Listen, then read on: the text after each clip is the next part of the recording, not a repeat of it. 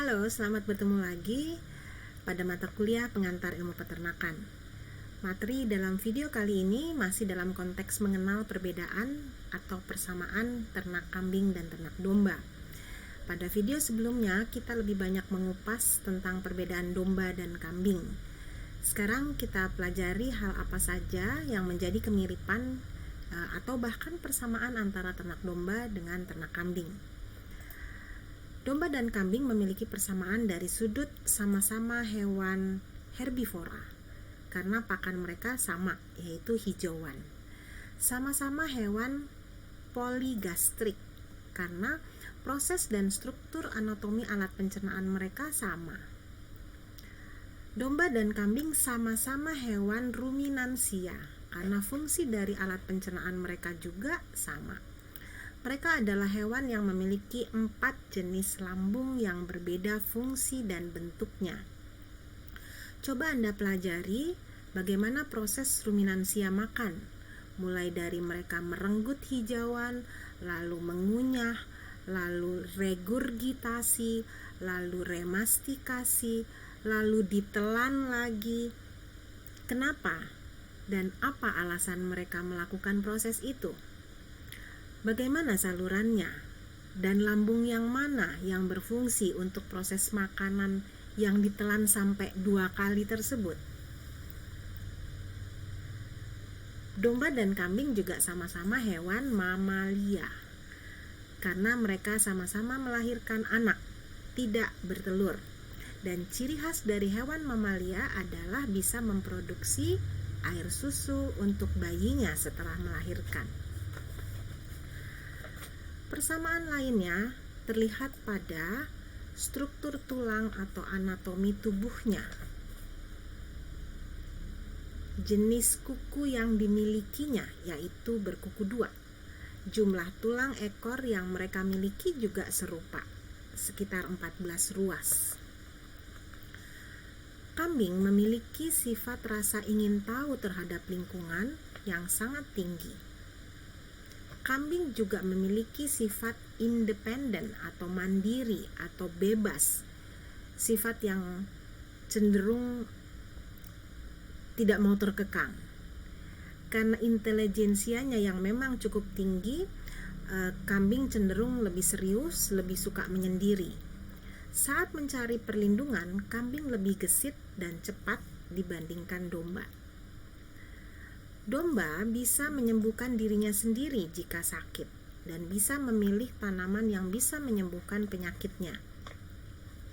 Domba juga memiliki daya ingat yang baik. Sifat khas lain dari domba adalah cenderung mengikuti pemimpinnya atau leadership.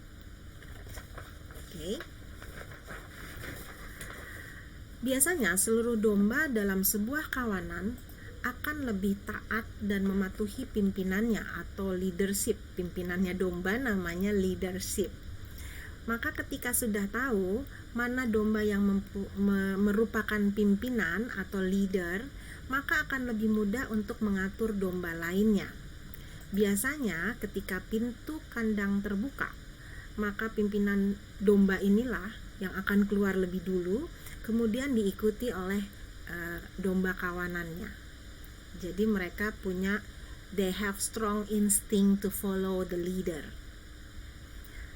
Selain itu, leadership ini juga, si domba leadership tadi memiliki kemampuan untuk merasakan adanya bahaya dan memiliki insting untuk memimpin kawanan dombanya kembali ke kandang pada kondisi yang sulit.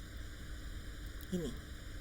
The ability to sense a danger and instinct to lead a flock home during the difficult condition. Bila terpisah dari kawanannya dan domba tidak sadar, saat dia mendengar suara yang mencurigakan, maka domba akan langsung kabur, lari, mencari kelompoknya, tanpa dia cari tahu dulu apa dan dari mana suara yang mengagetkan tadi. Setelah berada dalam kelompoknya, baru domba tersebut berusaha mencari tadi suara apa ya, gitu, ya. Baru dia sadar, dia cari sumber suara yang menakutkan tadi tuh apa ya. Itu tingkah lakunya domba.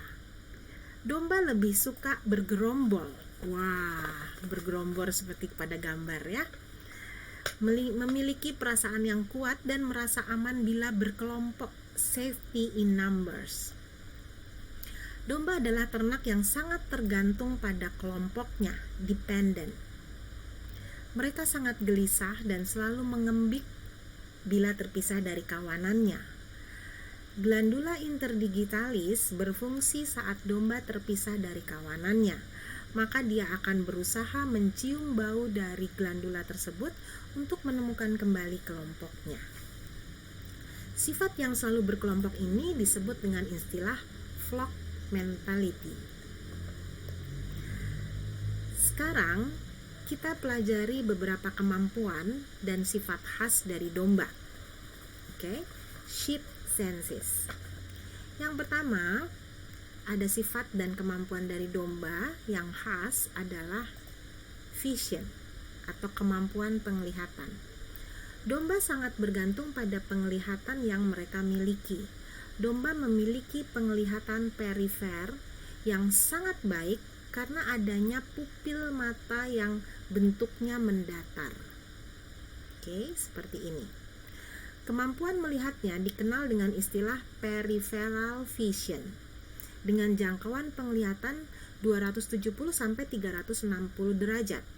Artinya, domba dapat melihat dengan jangkauan yang sangat luas sehingga domba dapat melihat benda atau objek yang posisinya ada di belakang tanpa harus memutar kepala.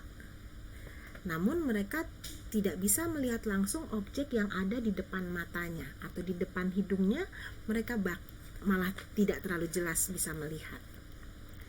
Yang kedua adalah persepsi tentang warna, color perception.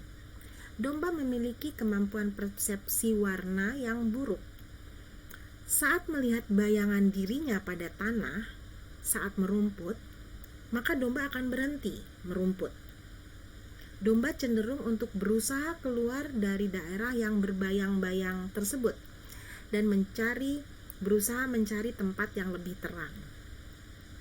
Selain itu, domba agak tidak suka pada kondisi tanah yang miring.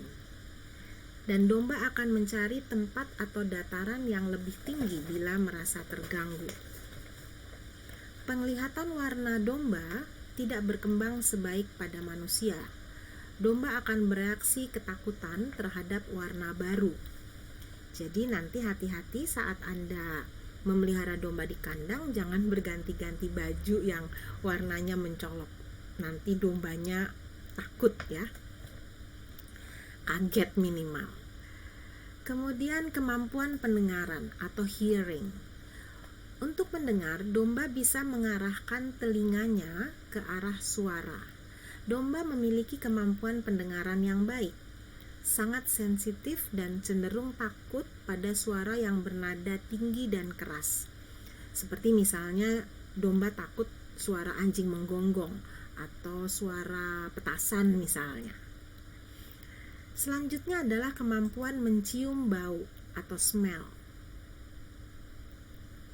Domba memiliki penciuman yang sangat baik. Mereka sensitif terhadap bau predator. Mereka dapat mengenali lawan jenis yang sedang berahi. Induk domba dapat mengenali anaknya sebaliknya dengan penciumannya. Mereka dapat menemukan lokasi air melalui penciumannya. Dan mereka dapat membedakan antara rumput lapang dan rumput potong dari penciumannya. Kemampuan mengenal rasa atau taste. Domba memiliki kemampuan untuk membedakan bahan pakan yang berbeda dan rasa mungkin berperan dalam kemampuan ini. Saat disajikan dengan berbagai pakan, domba akan memilih pakan tertentu dibandingkan pakan yang lain. Domba juga akan memilih jenis dan spesies tumbuhan yang berbeda dari ternak lain untuk dikonsumsi. Oke, kita sudah mengenal banyak hal dari domba. Kembali saya ingatkan bahwa belajar Anda di Fakultas Peternakan Universitas Hasanuddin di mata kuliah apapun bukan untuk tujuan mendapatkan nilai A saja atau lulus menjadi sarjana dengan cepat dan dapat predikat cum laude. Itu target yang terlalu kecil. Tapi selama Anda belajar dengan hati, niat ingin dapat sesuatu yang baru untuk dapat dijadikan pegangan hidup dan bisa digunakan suatu saat nanti, tentu target Anda mempelajari sesuatu akan berubah lebih dahsyat. Sekarang berpulang pada Anda. Selamat belajar.